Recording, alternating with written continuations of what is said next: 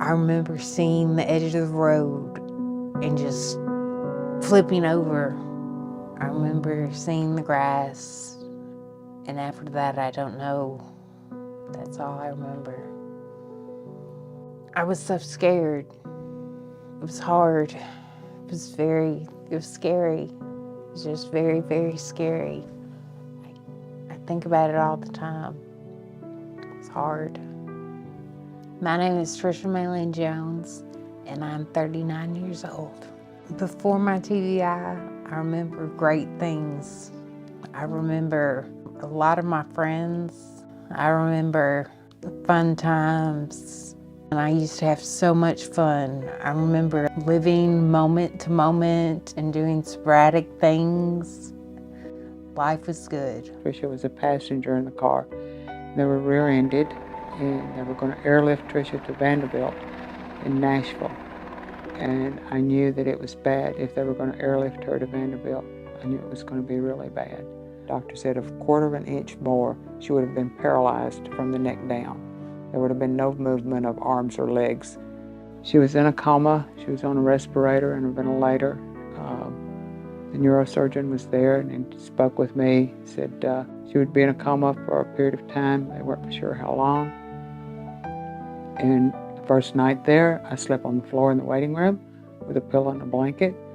My sister came up to stay with me and her husband. My sister slept on the floor with me, and my brother-in-law got a hotel room for him for the next day. And then I woke up in the hospital. I remember waking up and seeing my mom at the foot of my bed. Prognosis was good because she was responding to stimuli to some degree, but they couldn't really decide as to what the prognosis would be long term. I was lucky in a way that I had good insurance coverage through my employer. So many people don't think about the amount of time that's involved, the cost of facilities that you go to. And that made a big difference, I think, with Tricia's rehab too. I had to relearn how to hold a pencil. I had to relearn how to remember things. I had to relearn how to walk in physical therapy. I had to relearn how to talk, how to pronunciate words, how to read. I had to relearn how to hold things. I had to relearn how to feed myself because my hand would shake, and my hand still shakes a little bit. She was in inpatient rehab there at Shepherd Center for a period of time, and then outpatient rehab at Shepherd Center for about a month, and then outpatient rehab at home. It's a very slow and very long-term type process to go through. Friendships are hard for traumatic brain injury people, and sometimes someone doesn't know how do I communicate with them, or how do I talk to them? What if I say something wrong? Everyone I know has a traumatic brain injury because I'm in the traumatic brain injury support group, and that's my only outlet to life. A typical day would include play with my animals sometime during the day. They make me happy. I like to read. I like to read things that make me smart. Something about knowledge, something about how to have a sharper memory, like build a better brain, and books about travels. My trip to Greece since my TBI was nice. The people, I loved the way they talked when they talked English. If they didn't talk English, I didn't understand. But when they spoke English with their little accents, it was magical. We love traveling. We love going places. Just going to church, going out shopping, different things, just getting out, playing with the animals. Playing with animals is part of my day. Swimming, exercising, that type of thing. I go to the gym in Jackson and do a little bit of physical therapy, and run, and I have a treadmill at home. I run on it because I don't want to be lazy. I feel like I've changed so much. I screw up a lot. Things have changed a lot. I don't think the same. I don't act the same. It's just different. I can't do what I used to do. I was funny.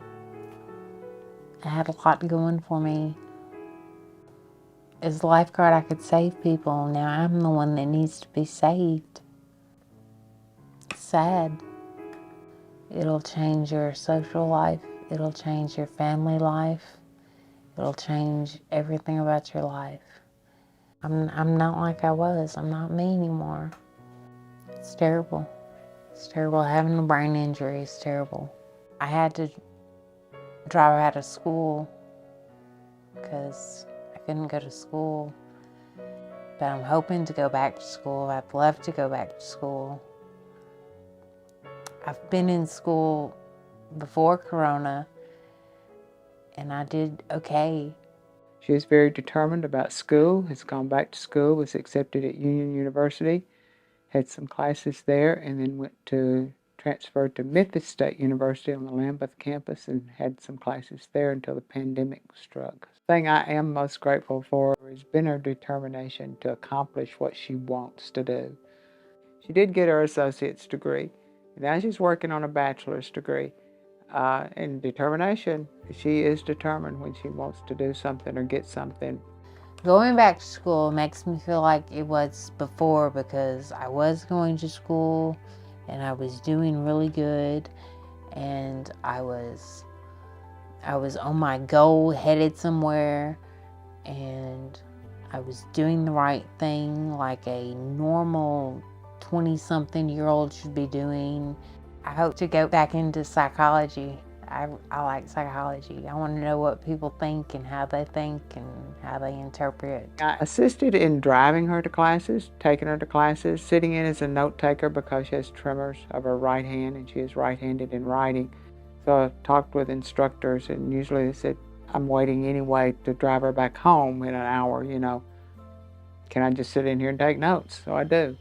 And it's great. I contribute my A's to my mom, because I do make some A's, but not very often. And I study like crazy. I can stay up to the AM hours studying. It's hard. It's very, very hard. Anything I want, I can get. If I want it bad enough, I can get it. You just know you've got to do it.